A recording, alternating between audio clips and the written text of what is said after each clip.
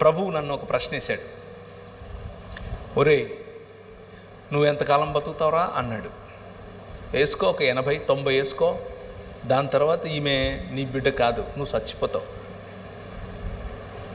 కానీ నాకు జీవితాంతం బిడ్డ.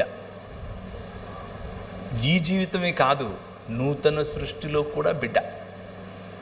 అది నా ప్రేమకు నీ ప్రేమకు తేడా. టెన్షన్ పడకొని చెప్పాడు.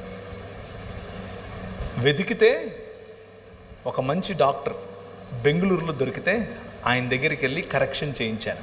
ఆ అమ్మాయికి 1.5 సంవత్సరం 2 ఏళ్ళు ఉండగానే కరెక్షన్ చేయించాను. కంప్లీట్గా హీల్ చేశాడు దేవుడు, కంప్లీట్గా.